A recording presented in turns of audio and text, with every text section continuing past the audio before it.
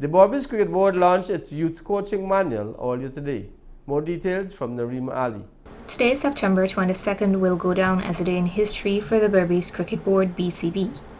A brief program was hosted at the Berbice Cricket Board's office at Dr. Chetty Jagan Street, New Amsterdam, to officially launch the board's youth coaching manual. The Berbice Cricket Board's president, Mr. Hilbert Foster, related these sentiments during the forum. Today, the Berbice Cricket Board will be becoming the first ever cricket board in Guyana and perhaps the West Indies, because I'm not too certain about that, to publish a coaching manual for its own cricketers, and which will play a major part in the development of cricket in Berbice. Today, the launching of this magazine will be a major boost to a coaching program that has invested a lot in coaching under the Dr. Tulsi Dayal Singh coaching program and also the cricket academies. And we have also invested heavily in the preparations of our inter-county teams.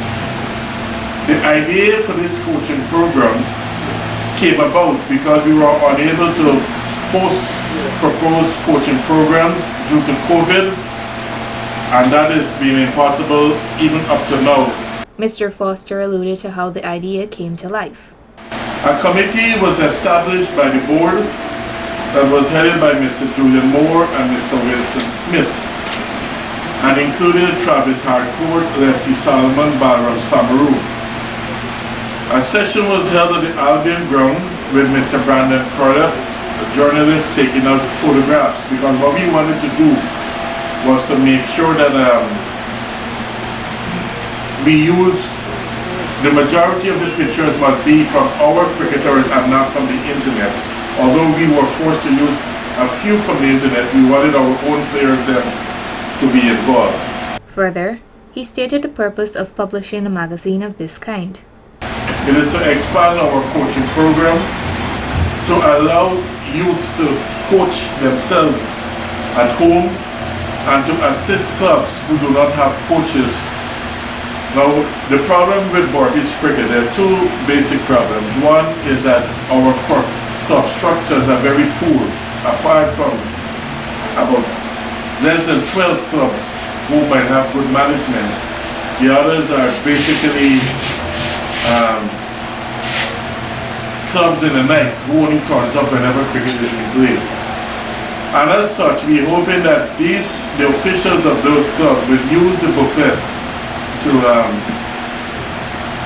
work along with their cricketers.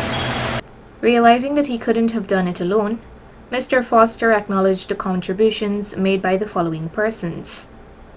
Mr. Smith and Mr. Moore, along with the late Michael High, spearheaded getting the information for the booklet, and I'd like to thank both of them, Mr. Balram Samaru and Mr. Solomon, along with Mr. Amir Rahman, who served as the editor, assisted with articles as well. And I would also like to thank my friend Gregory Ramaran for actually serving as a proofreader for the magazine.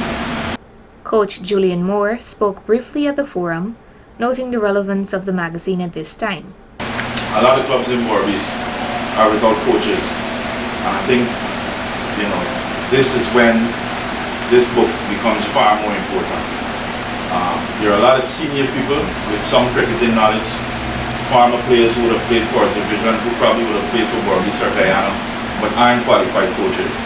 This will give them some material to more effectively get out there in the afternoon and to teach players in a more structured way. Right?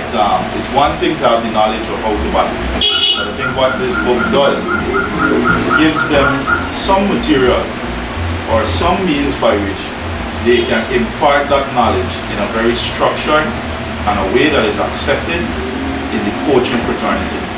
Let me also commend the president for his vision and his leadership in coming up with the idea. Coach Winston Smith recognized Mr. Hilbert Foster's dedication to the project.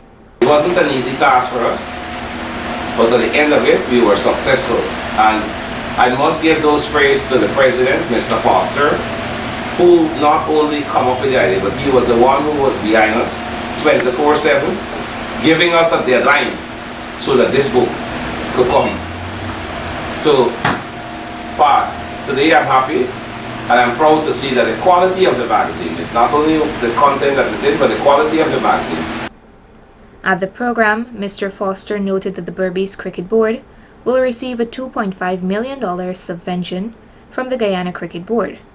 Further, he presented 4 sub-associations with a check of $100,000 each. The sub-associations that benefited from the donation included the West Berbice Cricket Association, the Upper Currentine Cricket Association, and the Berbice Umpire Association. Narima Ali, Channel 8 News.